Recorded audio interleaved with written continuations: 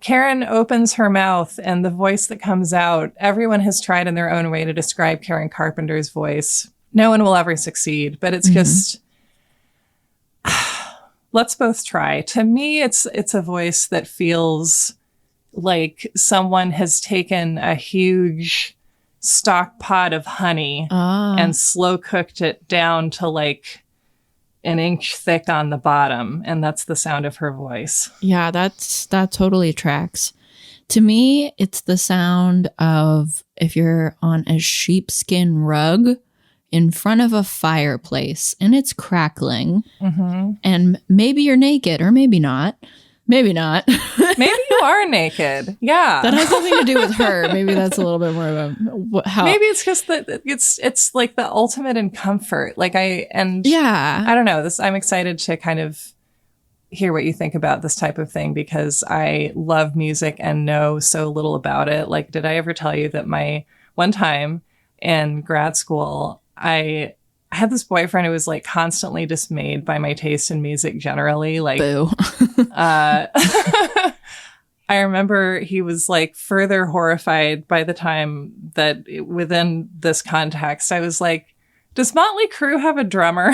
And he was like, yes. And then he brought it up for a long time after for the rest of the relationship. Oh boy. So this is both how much I love and how much I don't know about music is my point. Yeah, well, I mean, I feel like that's more an invitation to talk about Motley Crue rather than like explicitly asking like, you know, you probably knew the answer. Do they have a drummer? It's more so, how about I ask this and this is an opportunity to connect, and then therefore a person doesn't take it that way, and then it's a missed opportunity. It's true. I also feel like Karen Carpenter's voice, it's lower than average. Like I think people talk about her voice as if it's alto, but it's maybe even a little bit lower than an alto. It's a dark roast alto or something. Yes, totally. It comforts you and it like wraps around you, and that's what I'm talking about. You're in a textural experience that feels down to earth. Yes. And I love that you said that because another description that occurs to me is that it's the feeling of being the exact right temperature, like perfectly cozy and warm. Yeah, absolutely. And I feel like she's incredibly consistent. This is a quote from Mary Gaitskell's Veronica that I read in 2014. I've actually compiled a little timeline of like my life with Karen Carpenter. Oh, that's great.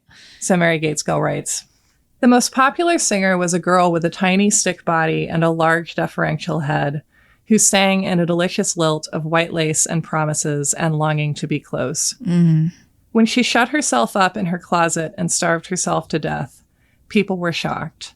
But starvation was in her voice all along. Oh, wow. That was the poignancy of it. A sweet voice locked in a dark place, but focused entirely on the tiny strip of light coming under the door. Oh,